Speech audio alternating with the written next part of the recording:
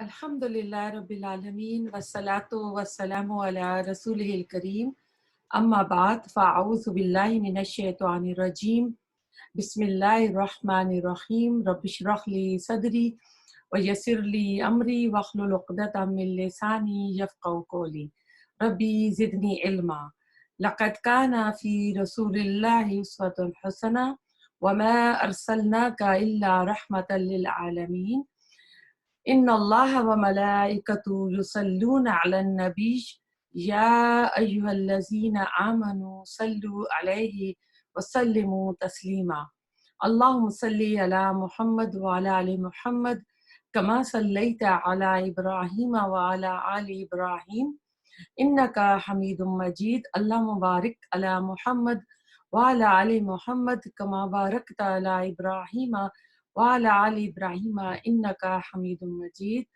सीरतुन नबी के सिलसिले में हम अव्वलून अल साबिकून जो ईमान लाने वाले साहबा इकराम थे उनका जिक्र कर रहे थे। नबूवत के जो पहले 3 साल थे उसमें अल्लाह सुब्हाना ताला की तरफ से रसूलुल्लाह सल्लल्लाहु अलैहि वसल्लम को हुक्म था कि खुफिया इस्लाम की दावत और तबलीग का काम करें। तो हम देख रहे थे कि उस वक़्त जो सहाबा इकराम जो शुरू-शुरू में ईमान ला रहे थे, वो जो कलमा पढ़ रहे थे तो उसकी जो उनको कीमतें चुकानी पड़ रही थी, उनके ऊपर जो ज़ुल्म और सितम हो रहा था, उनके हम वो हालात देख रहे थे। असल में अगर हम गौर करें तो हमारा ये जो मादी और हैवानी जिस्म है, इसके अंदर रूह है।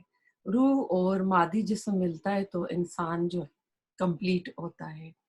अब ऐसा है कि जो हमारा मादी वजूद है, क्योंकि ये मट्टी से आदम अलैहिस्सलाम का बना, उसके बाद खुराक से ही यानी मियाँ-बीवी खुराक खाते हैं तो उसके सिलसिले में जो आगे ये सिलसिला नस्ल का बढ़ता है, तो वो ज़मीन ही से आ रहा होता है। तो इस मादी वजूद की जितनी ज़रूरियात हैं, वो अल्लाह ताला ने इस ज़मीन ही से दी हैं। मसलन रोटी, कपड़ा, मकान, घर बनाते हैं तो उसकी जितना मटीरियल है, वो ज़मीन ही से मिल रहा है और जो रूह है, वो ऊपर से आई है और उसकी जो खुराक है, वो वही है, कुरान वही अल्लाह सुब्हाना ताला की तरफ से जो तालीमात आई हैं, वो हमारी रूह की खुराक है। अब होता क्या है कि इस दुनिया में रहते हुए इंसान 3 तरह के समझ लें कि 3 कैटेगरी ऑफ पीपल होते हैं। जब कुरान वही नाज़िल होती है, नबी आता है उस ज़माने में या आजकल भी जो लोग किसी कोई दर्स या कोई क्लास अटेंड करते हैं तो कुछ लोग फ़ौरन उसके ऊपर अमल पैरा हो जाते हैं। तो इसी तरह जब ये रसूल सल्लल्लाहु अलैहि वसल्लम ने ये पैगाम दिया, तो उस वक़्त जिस तरह अबू बकर सिद्दीक़ ने फ़ौरन ईमान ले आए और वही को कबूल किया और बाकी सहाबा इकराम ने भी, तो ऐसे लोग जो होते हैं वो सिद्दीक़ियत का दर्जा पाते हैं। यानी इनकी जो रूह का मस्कन जो है दिल है और सूरत मोमिन में इस दिल को अल्लाह ताला ने कहा है कि ये देखते भी हैं, ये समझते भी हैं और काफ़िरों के लिए अल्लाह ताला कहते हैं कि ला यफ़क़हूना बिहा, तो वो सुनते भी हैं ऐसी तो ऐसा है कि जो इस तरह के बंदे होते हैं वो फ़ौरन ईमान ले आते हैं यानी उनकी जो अ, रूह का मस्कन दिल है तो दिल में यानी उनके साफ शफ़ाफ होते हैं, हक़ बात को फ़ौरन कबूल कर लेते हैं और एक दूसरी किस्म के जो लोग होते हैं, ये वो होते हैं जो माहौल की, हालात के, रस्म-व-रवाज के जो पर्दे होते हैं, उनके ऊपर वो आ जाते हैं।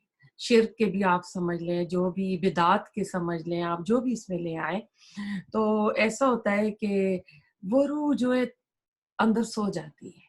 तो उस रूह को जगाने के लिए थोड़ा टाइम लगता है। हम देखेंगे कि अबू बकर सिद्दीक़ तो फ़ौरन ईमान ले आए थे, सिद्दीक़ का दर्जा पाते हैं। बाकी के सहाबा जिनके हालात हम पढ़ रहे हैं, आज भी देखेंगे वो भी ईमान ले आए थे। लेकिन हज़रत उमर फ़ारूक वो नबूवत के 5वें या छठे साल ईमान लाए थे और इसी तरह रसूलुल्लाह सल्लल्लाहु अलैहि वसल्लम के चचा हमज़ा رضی اللہ تعالیٰ عنہ بھی، ساتھ ساتھ یہ دونوں آگے پیچھے ایمان لے کر آئے تھے. تو سمجھ لے کہ ایسے بندے کی روح تھوڑی دیر کے لیے سمجھ لے کہ سو رہی ہوتی ہے، اس کو تھوڑا ٹائم لگتا ہے. لیکن تیسری کیٹیگری کے جو لوگ ہوتے ہیں ان کی روح جو ہے مدفن ہو جاتی ہے ان کے جسموں کے اندر، یعنی ان کی جو باڈی جسم میں وہ مقبرے بن جاتے ہیں اور روح جو ہے اندر دفن ہو جاتی ہے، روح مر جاتی ہے. تو وہ ابو جہل اور ابو لہب جیسے جو کریکٹر ہوتے ہیں اس ٹائپ کے وہ لوگ ہوتے ہیں. تو آج ہم جو ہیں حضرت عبد الرحمن بن عوف کے بارے میں دیکھیں گے کہ یہ ان 8 خوش نصیب صحابہ میں سے ایک ہیں جنہیں سب سے پہلے اسلام قبول کرنے کا شرف حاصل ہوا. یہ ان 10 جلیل القدر صحابہ میں سے ایک ہیں جنہیں دنیا میں اللہ سبحانہ تعالیٰ کی طرف سے جنت کی بشارت دی گئی تھی. یہ ان 6 صحابہ میں سے ایک ہیں جنہیں فاروق اعظم رضی اللہ تعالیٰ عنہ کے بعد خلیفہ منتخب کرنے کے لیے مقرر کیا گیا تھا. یہ ان جیت صحابہ میں سے ایک ہیں جسے رسول اللہ صلی اللہ علیہ وسلم کی حیات طیبہ میں فتویٰ جاری کرنے کی اجازت تھی. زمانہ جاہلیت میں ان کا نام عبد الامر تھا. جب انہوں نے اسلام قبول کیا تو رسول اللہ صلی اللہ علیہ وآلہ وسلم نے ان کا نام عبد الرحمن رکھا. ابو بکر صدیق رضی اللہ تعالی عنہ کے 2 روز بعد اسلام قبول کیا. اسلام کی راہ میں بہت زیادہ مصیبتیں برداشت کی، حبشہ ہجرت کی. جب مکہ والوں کے ظلم و ستم کی انتہا ہو گئی تو مدینہ ہجرت کا جب حکم آیا تو مدینہ بھی انہوں نے ہجرت کی.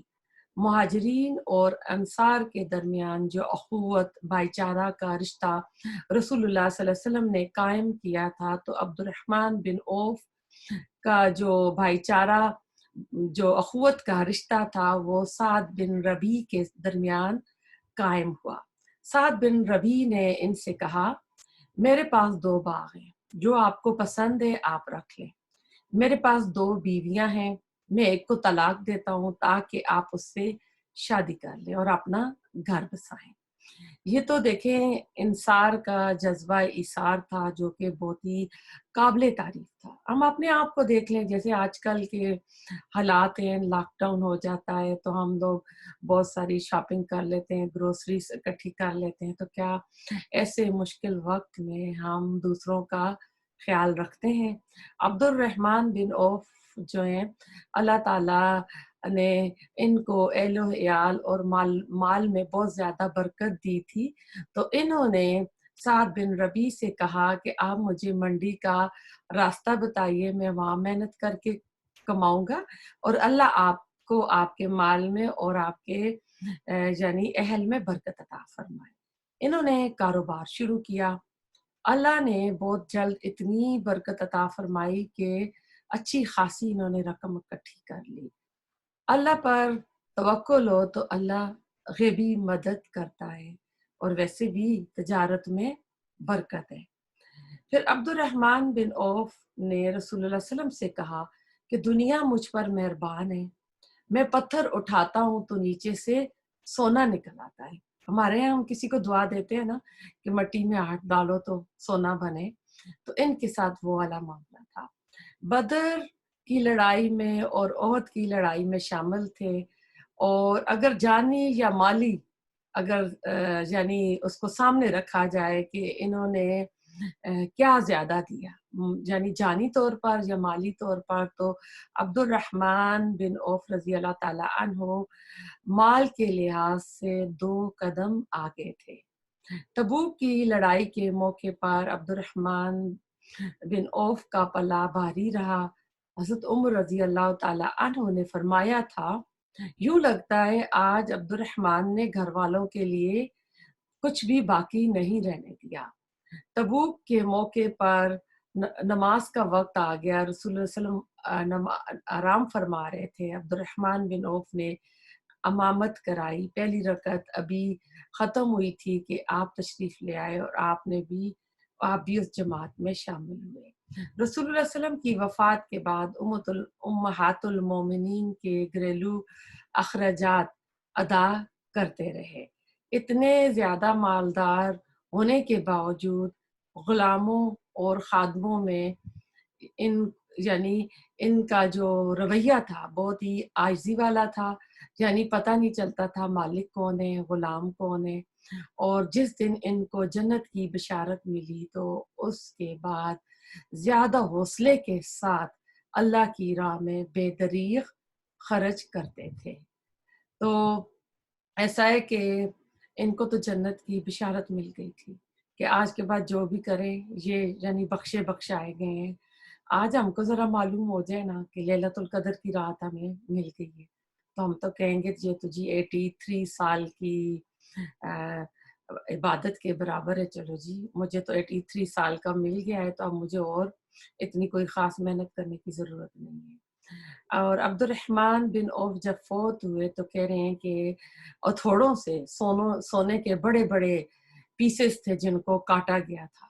تو جب آپ فوت ہوئے تو عثمان غنی رضی اللہ تعالیٰ عنہ نے نماز جنازہ پڑھائی اور سعد بن ابی وقاص نے آپ کو قبر میں اتارا۔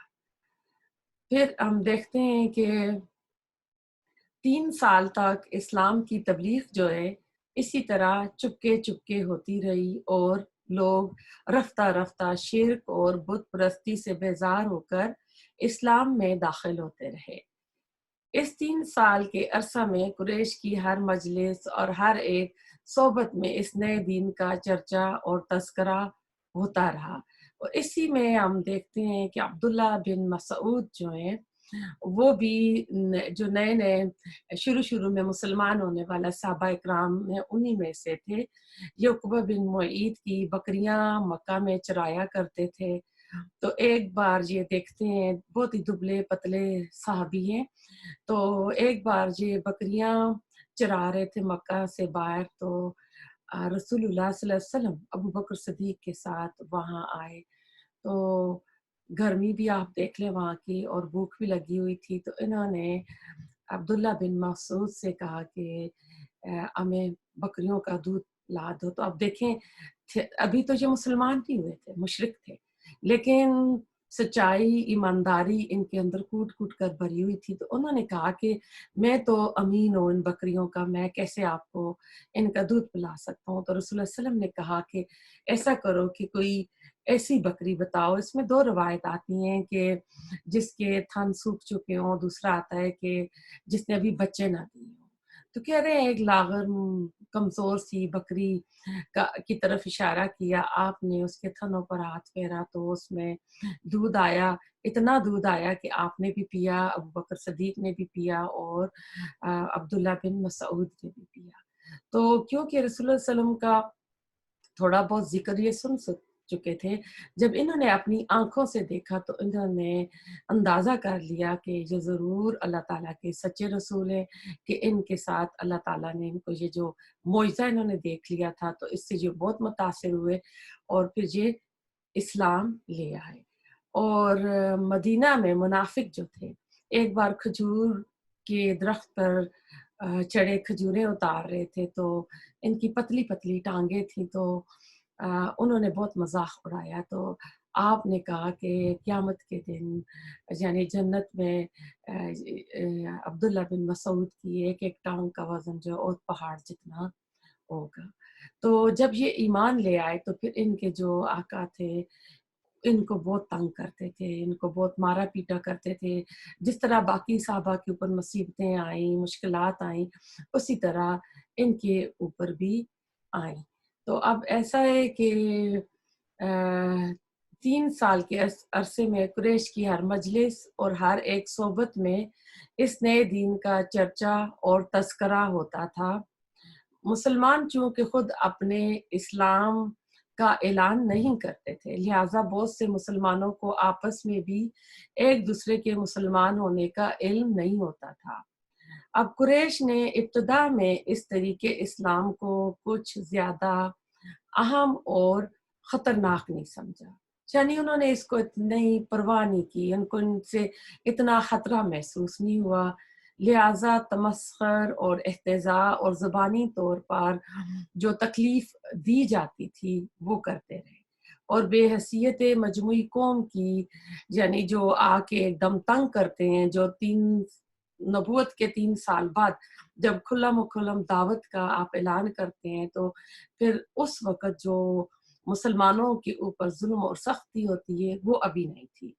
قریش میں بعض ایسے شرارت یعنی پسند لوگ موجود تھے کہ وہ موقع پا کر مسلمانوں کو جسمانی تکلیف دیا کرتے تھے۔ ایک مرتبہ حضرت سعد بن وقاص چند مسلمانوں کے ساتھ کسی گھاٹی میں نماز پڑھ رہے تھے۔ اچانک چند مشرکین مکہ اس طرف آ نکلے اور انہوں نے مسلمانوں کو سختی اور درستی کے ساتھ اس عبادت الہی سے روکا۔ حضرت سعد بن وقاص نے ان کا مقابلہ کیا اور ایک کافر حضرت سعد بن وقاص کی تلوار سے زخمی ہوئے۔ یہ سب سے پہلی تلوار تھی جو خدا کی راہ میں انہوں نے اٹھائی۔ تو ایسا ہے کہ مسلمانوں کی اب ایسا ایک چھوٹی سی جماعت تیار ہو گئی تھی، اور انہی یعنی پہاڑ کی گھاٹی میں ایک صحابی تھے، ان کے گھر کو یعنی انہوں نے درسگاہ بنایا ہوا تھا جس کو دارالارقم کہا جاتا تھا۔ وہاں یہ سب اکٹھا ہوا کرتے تھے۔ یہ کوہ صفا کے پاس تھا، مکہ سے تھوڑا سا ہٹ کر تھا۔ آپ صلی اللہ علیہ وسلم کی مبارک صحبت میں یعنی صحابہ جو مسلمان صحابہ اکرام ہو گئے تھے ان کو آپ کی صحبت ملا کرتی تھی، اور دارالارقم جو تھا یہ مسلمانوں کا پہلا مرکز تھا، اور یہ تب تک مسلمانوں کا مرکز رہا جب تک حضرت عمر فاروق مسلمان نہیں ہوئے۔ جب ابو بکر مسلمان ہو جاتے ہیں تو پھر جب ہم ان کے حالات پڑھیں گے تو آپ دیکھیں گے کہ پھر کیا ہوتا ہے۔ پھر ایسا ہوا کہ رسول اللہ صلی اللہ علیہ وسلم کو حکم ہوا وَأَنذِرْ عَشِيرَتَكَ وَأَقْرَبِينَ کہ اب آپ اپنے قریبی رشتہ داروں کو اور کنبے قبیلے والوں کو خبردار کیجئے۔ پہلے تو 3 سال جو تھے خفیہ دعوت تھی، تو پھر ایسا ہوا کہ آپ نے اب آپ کو جب حکم ہوا کہ اب اپنے رشتہ داروں کو، تو ظاہر ہے مکہ کے جتنے بھی سردار تھے آس پاس لوگ سارے آپ کی فیملی کے تھے۔ آپ نے حضرت علی سے کہا کہ میں اپنے رشتہ داروں کو بلانا چاہتا ہوں۔ 3 چچا تھے، ابو لہب، عباس اور حمزہ، اور باقی بھی سارے جتنے بڑے بڑے مکہ کے سردار ہیں۔ کہتے ہیں کہ مہمانوں کی تعداد تقریباً 40 سے زیادہ تھی۔ آپ نے حضرت علی سے کہا کہ ایک پیالے میں گوشت اور دودھ لے کر آئیں۔ وہ مہمانوں میں پھرایا گیا، سب نے کھا لیا اور بچ بھی گیا۔ پھر ایسا ہے کہ پہلے تو گوشت دیا گیا، اس کے بعد پیالہ دودھ کا آیا، تو ایک ہی پیالہ سب لوگوں میں پھرا، سب نے پیا اور بچ بھی گیا۔ یہ دودھ اور گوشت ایک آدمی کی خوراک تھا۔ آپ نے کہا کہ میں کچھ کہنا چاہتا ہوں، تو آپ کے چچا ابو لہب نے کہا کہ آج ہمارے بھتیجے نے ہمارے سامنے جادو کا مظاہرہ کیا ہے، یعنی جو آپ کا جو معجزہ تھا انہوں نے اس کو جادو کا نام دیا۔ تو ماحول کچھ اس طرح ہوا کہ آپ جو فرمانا چاہتے تھے آپ وہ نہ فرما سکے۔ اگلے دن پھر آپ نے دعوت دی، حضرت علی نے ان کو بلایا، پھر سے کھانے کا بندوبست کیا، اور آپ صلی اللہ علیہ وسلم نے اپنی دعوت سامنے رکھی، یعنی بتوں کو چھوڑ کر ایک اللہ کی عبادت کرو۔ تو اس کے نتیجے میں 2 رد عمل سامنے آئے۔ ایک رد عمل چچا ابو لہب کی طرف سے تھا، سخت اس کا سخت نتائج کی دھمکی دی۔ دوسرا رد عمل جو تھا وہ چچا ابو طالب کی طرف سے تھا، کہا مجھے تمہاری بات سمجھ نہیں آئی، میں اپنے باپ دادا کا دین جو ہے وہ نہیں چھوڑوں گا، میں اس دین کو زیادہ اچھا سمجھتا ہوں، لیکن جب تک میں رہوں گا میں تیری مدد کرتا رہوں گا۔ تو اس کے بعد آپ نے بڑی دعوت کا سوچا۔ تو اس زمانے میں لوگ کوہ صفا پر اکٹھے ہو کر آواز لگایا کرتے تھے۔ آپ نے بھی وہاں اکٹھے ہو کر آواز لگائی کہ پہاڑ کے پیچھے ایک دشمن حملہ آور ہونے والا ہے، تم لوگ میری بات مانو گے؟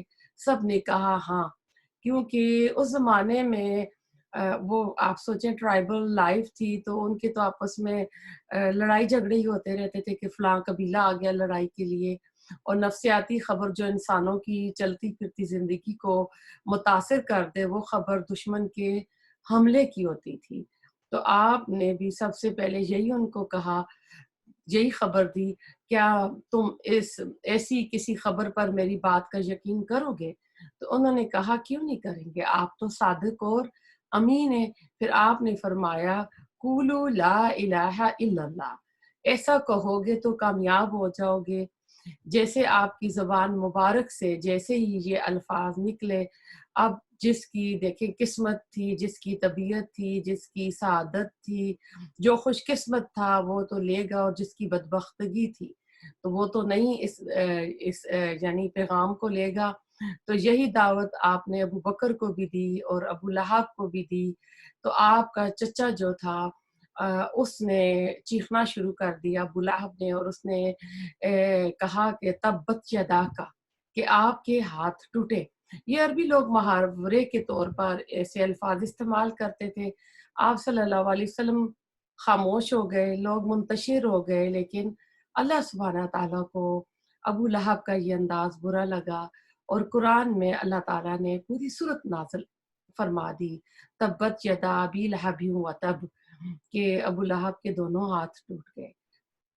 تو یعنی جو رسول اللہ صلی اللہ علیہ وسلم کو رسوا کرنا چاہتا تھا وہ خود رسوا ہوا، اور یہ واحد بدبخت ہے جس کا نام دشمنوں میں لیا گیا، اور یہ واحد رسول اللہ علیہ وسلم کے رشتہ دار ہیں جن کا نام قرآن میں آیا ہے، اور ایک سورۃ الاحزاب میں زید کا نام آیا ہے۔ تو یہ یعنی ناکام ہوا، تو یہ ہو گیا۔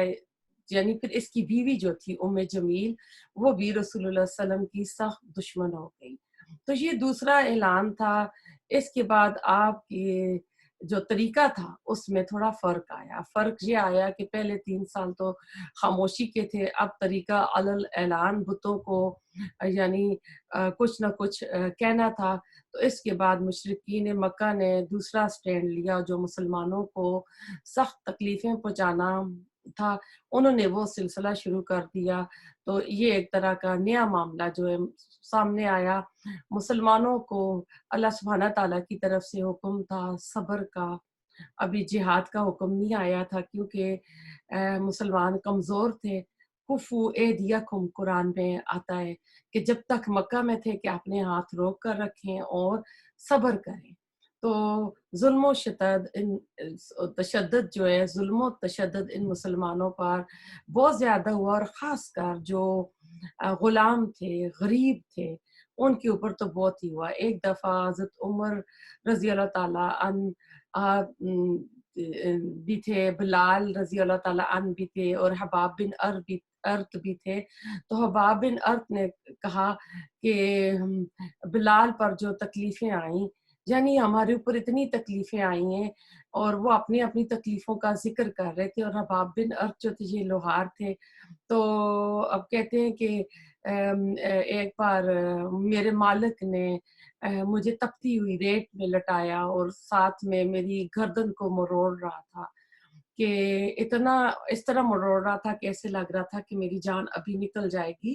اور اتنے میں اس کا بھائی آ گیا، تو کہہ رہے ہیں مجھے تھوڑی تسلی ہوئی کہ اس کا بھائی اس کو منع کرے گا کہ اس کو بچا لو۔ تو مجھے تھوڑا سا یعنی ایک احساس آیا تھوڑی دیر کی، لیکن کہہ رہا ہے کہ وہ جب اس کا بھائی آیا تو اس سے کہتا ہے کہ کیا تیرے ہاتھوں میں زور نہیں ہے؟ تو دونوں نے مل کر کہتے میری گردن کو اس طرح مروڑا، اور تب انہوں نے مجھے چھوڑا۔ ان کو یقین ہو گیا کہ میں مر گیا ہوں۔ تو میں وہاں کہتے ہیں بے سدھ پڑا رہا، اور اتنے میں ابو بکر صدیق آئے، اور انہوں نے میری منہ مانگی قیمت پر مجھے آزاد کیا۔ اور آل یاسر کا، یاسر، بی بی سمیہ، عمار، بلال، حباب بن ارت، یہ تکلیفیں سہتے رہے جن کا تعلق قریش سے تھا۔ عثمان غنی اور طلحہ اور زبیر، ان کو جو تکلیفیں پہنچی تھی وہ ان کو اپنے گھر والوں کی طرف سے، اپنے قبیلے والوں کی طرف سے پہنچی تھی۔ یعنی جو صاحب حیثیت لوگ تھے ان کو گھر والوں کی طرف سے تکلیفیں آ رہی تھیں، کسی کا چچا، کسی کا باپ، کسی کی ماں، کسی کے بہن بھائی تکلیف دے رہے تھے، اور جو غریب غربا تھے، جو غلام تھے، ان کے جو مالک تھے وہ ان کو ظلم و تشدد کا نشانہ بنا رہے تھے۔ ان ساری تکلیفوں کے باوجود کوئی ایسا شخص نہ تھا جس نے اسلام کو چھوڑا ہو یا رسول اللہ علیہ وسلم کو چھوڑا ہو۔ سب کچھ انہوں نے برداشت کیا اسلام کی خاطر۔ آج ہم اپنے آپ کو دیکھیں، جب بھی اسلام پہ مشکل وقت آتا ہے تو داڑیاں اتر جاتی ہیں، حجاب اتر جاتے ہیں، یعنی ہمارے جو ایمان ہے، ہمارے ایمان اتنے کمزور ہیں کہ آپ ان کا دیکھیں کہ ہر طرف بت پرستی ہے، مکہ کے بڑے بڑے سردار ہیں اور یہ غریب لوگ ہیں، لیکن یہ آپ جیسے بی بی سمیہ کے بارے میں تھا کہ کس طرح وہ کہتے ہیں کہ ہمارے بتوں کو اچھا کہہ دو تو اس نے تھوک دیا تھا، تو کس طرح اس کو انہوں نے شہید کر دیا تھا۔ تو اسلام کی خاطر انہوں نے اتنی تکلیفیں برداشت کی اور اسلام کی خدمت کی، اور اسلام کی جو دعوت تھی اس کو انہوں نے نہیں چھوڑا۔ پھر اللہ تعالیٰ کی طرف سے بھی اللہ تعالیٰ نے ان کو عظیم و شان فتوحات دی ہیں۔ جب انہوں نے اس طرح کی چیزوں پہ صبر کیا تو اللہ تعالیٰ نے بھی بعد میں عمر فاروق کے دور میں اور بعد میں اللہ تعالیٰ نے ان کو بہت ہی فتوحات سے نوازا۔ تو اب ایسا ہے کہ انہوں نے اب ایک مکہ والوں نے ایک اور حربہ شروع کیا، ایک اور پروپیگنڈا، کیونکہ مکہ میں بیت اللہ تھا اور دنیا کے سارے لوگ حج اور عمرہ کرنے آتے تھے۔ تو اب انہوں نے کہا کہ ہم اب حج کے موقع پر، کیونکہ یہ ایک سینٹرل پوائنٹ تھا، تو ہم ایسا کریں گے کہ جو لوگ آیا کریں گے ان لوگوں کو ہم رسول اللہ علیہ وسلم کے برخلاف کریں گے اور ان کو بتائیں گے کہ یہ ایک نیا دین تعارف کرا رہے ہیں۔ تو اس سلسلے میں ولید بن مغیرہ جو کہ جنگجو تھے اور ان کا قبیلہ بہت ہی یعنی اس کے لیے مشہور تھا، اس کے پاس سارے اکٹھے ہوئے کہ کس طرح ایک زبان ہو کر نئے جو لوگ آ رہے ہیں رسول اللہ علیہ وسلم کی یعنی وہ پیغام دیں گے، ان دعوت دیں گے دین کی، تو ہم کس طرح ان کو رسول اللہ علیہ وسلم کے خلاف کریں، ہم کیا کریں، کوئی کس چیز یعنی ہم کو ایسی چیز رسول اللہ علیہ وسلم کے ساتھ منسوب کریں کہ ان کی دعوت کو قبول نہ کیا جائے۔ تو ولید بن مغیرہ نے کہا کہ تم اپنی اپنی یعنی سوچ بتاؤ کہ تم لوگوں نے کیا ذہن میں سوچا ہوا ہے، تم اپنا اپنا بتاؤ۔ تو انہوں نے کہا کہ ہم کہیں گے کہ یہ کاہن ہے، کہانت کے ذریعے لوگوں کے دل بدل رہا ہے۔ تو ولید بن مغیرہ کہتے ہیں یہ کاہن تو نہیں ہے، ان کے جنتر منتر تو کچھ اور ہوتے ہیں جو کاہن لوگ ہوتے ہیں، لیکن رسول اللہ صلی اللہ علیہ وسلم تو بڑی عقل مند آدمی اور عقل والی باتیں کہتے ہیں۔ وہ بولے چلو ہم یہ کہتے ہیں کہ یہ پاگل ہے۔ تو ولید بن مغیرہ کہتے ہیں کہ کیا پاگل ایسے ہوتے ہیں، یہ تو کوئی بھی تسلیم نہیں کرے گا۔ پھر وہ کہتے ہیں کہ ہم مشہور کر دیں گے کہ یہ زوردار قسم کے شاعر ہیں اور نبوت وہی کچھ بھی نہیں ہے۔ ولید نے کہا کہ شعر کی جتنی بھی قسمیں ہوتی ہیں، جتنی بھی اصناف ہیں، میں سب جانتا ہوں، اور لوگ اس کے کلام کو سن کر کہیں گے یہ شعر نہیں ہے، یعنی یہ شعر و شاعری نہیں ہے، یہ پوٹری نہیں ہے، تو یہ کوئی بات نہیں مانے گا۔ تو لوگوں نے کہا کہ چلو پھر ہم ایسا کرتے ہیں کہ ہم کہتے ہیں کہ یہ جادوگر ہے۔ وہ بولے ایسا بھی نہیں ہے، چلو ایسا کرتے ہیں کہ کہتے ہیں کہ اس کے پاس ایسا جادو ہے جس پر بھی یہ کرے بیٹا باپ سے منتنفر ہو جاتا ہے، بھائی بھائی سے ہو جاتا ہے، شوہر بیوی کا نہیں رہتا، بندہ اپنے قبیلے کا نہیں رہتا، اور اپنے آپ کو بچاؤ۔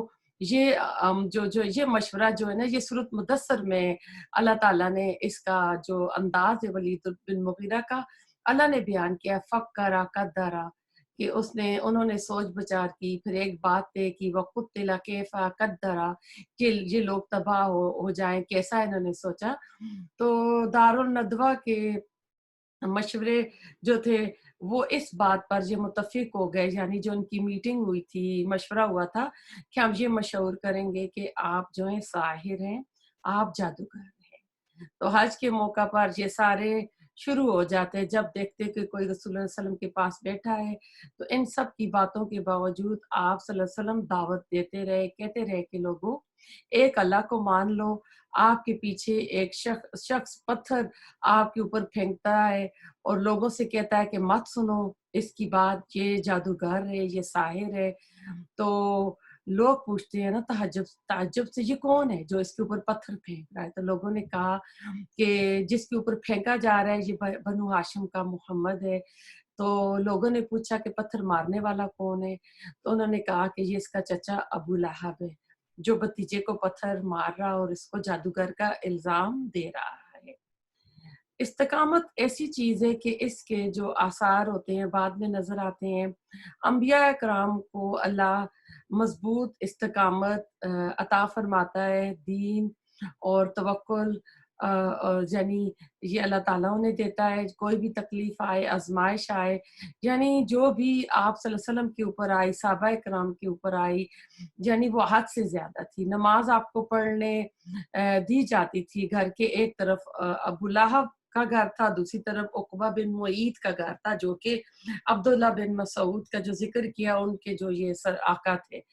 تو گھر کا ایک کمرہ اور صحن تھا۔ جب آپ بھی کرتے، یعنی آپ نماز پڑھتے تو یا چھوٹا سا صحن تھا اس زمانے میں، آپ کو پتہ ہے 3 پتھر رکھ کر چولہا بنایا جاتا، ہانڈیاں پکائی جاتی، تو یہ کیا کرتے کہ اوجری، چھوٹے جانوروں کی اوجری لے کر تو وہ کبھی ہانڈیاں پہ پھینکتے۔ اگر آپ صلی اللہ علیہ وآلہ وسلم نماز پڑھ رہے ہوتے تو اس طرح طاق کر پھینکتے کہ وہ آپ کے اوپر آ کر گرتی اور آپ اس اوجڑی کو ہٹاتے اپنے جسم مبارک سے، اور ایک لکڑی پر اس اوجری کو اٹھاتے اور کہتے کہ اے بنو عبد مناف، یہ کیسا پڑوس ہے، یہ کیسی ہمسائیگی ہے، اسلام تو دور کی بات ہے، یہ شرافت کیسی ہے، یہ انسانیت کیسی ہے۔ اور ابو لہب کی بیوی ام جمیل جو تھی وہ کانٹے لے کر آتی تھی اور آپ کے دروازے کے باہر رکھتی تھی کہ آپ کو اس سے تکلیف ہو، اور اس پر سیرت نگاروں نے بہت لمبا چوڑا لکھا ہے۔ ان سب مشکلات کے باوجود بجائے اس کے کہ آپ کے دل میں انتقام اور نفرت کے جذبے اترتے یا آپ بدعا کہتے، بلکہ آپ ان کے لیے دعا گو تھے۔ اور ایسا بھی روایت میں آتا ہے کہ ایک دن آپ صبح اٹھے تو باہر کانٹے نہیں تھے، تو آپ اس کی عیادت کے لیے چلے گئے کہ آج کانٹے نہیں ہیں تو کیا وہ بیمار تو نہیں ہے۔ تو ہم اللہ تعالیٰ ہمیں ایسا اخلاق عطا فرمائے، ایسا صبر عطا فرمائے کہ ہم بھی اپنے دین کی بالادستی کے لیے استقامت رکھیں۔ ربنا تقبل منا انک انت السمیع العلیم وتب علینا انک انت التواب الرحیم، سبحانک اللہم بحمدک نشہد ان لا الہ الا انت